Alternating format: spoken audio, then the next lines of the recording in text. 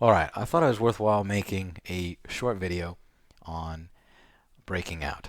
And just because I think this is something we struggled with last year, and I want to kind of point out what we should avoid, and and then kind of give an example of what we should be shooting for. I mean, obviously, in a game, nothing works out perfectly, but um, I'll give an example of what hasn't been working for us and what we should kind of look at try to do in the future. All right, so typically a puck would go in a corner. We'll have one of our Ds would go after it. The other D would kind of stay out front of the slot. Our back checkers would be coming back.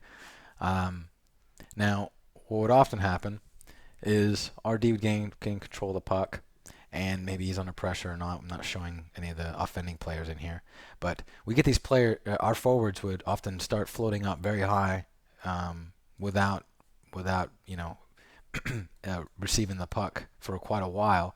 And after a while, these become very long distance passes. They keep drifting up.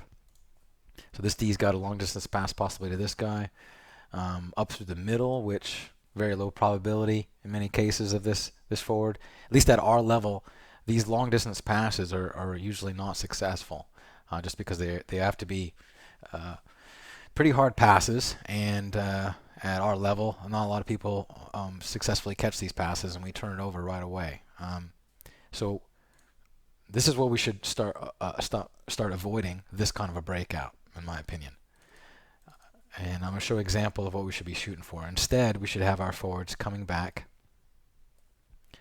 Now, if it's on this side, this forward doesn't have to be over near the boards. But this forward, if it looks like it's going to break out this side, you know, as a forward, you see that our D's gain possession, or our center, or somebody's gained possession from our team.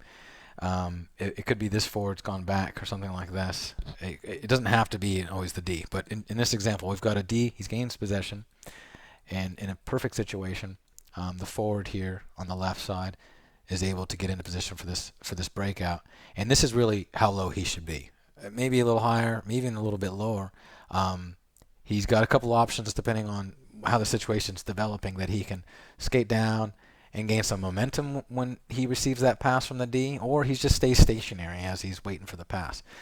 The centerman or the other forward, these guys could be swapped depending on how the situation rolls out. But the other forward kind of is rolling in, looking at this breakout, and he sees that the other forward's stationary and grabs that pass. Really short pass, high percentage of completion there.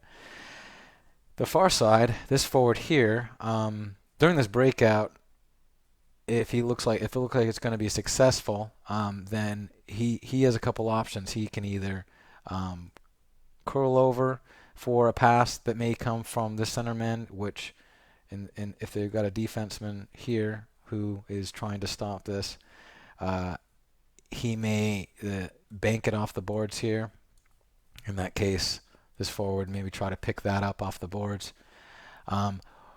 What I'd like to see us try more of is this forward actually just staying wide, and a lot of times this pass becomes available across. Now, this is a long distance pass. True, that's what I just kind of said before, that those are lower percentage passes. But when it's coming at this angle towards the boards, even if this forward misses the initial pass, which he most likely will, because it'll have to be a very hard pass, it'll hit the boards, and it takes a lot of energy out of the puck, and he can still keep his momentum and scoop that puck up.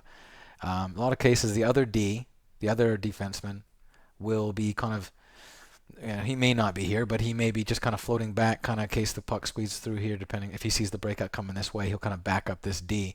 And if this forward kind of sneakily stays wide, and this happens very often in our level of hockey, that this side of the ice is wide open, and this pass, even if it does go off the boards, this forward's got time to pick it up and keep driving with momentum and get an opportunity on net. This D will still probably be able to, put pressure on him, but it gives us a good scoring opportunity. So yeah, this is generally what I think we should be looking at. The forwards staying lower for the breakout, not going high immediately. All right, that's all I have to say about the breakouts. If anybody has any comments about different variations of this, or if they disagree, we should keep doing it where everybody stays high. I'm happy to discuss it with people, but I just think this, if we can actually get back down to more of a very basic level breakout, and perfect this, and we can vary it and make it better in the future.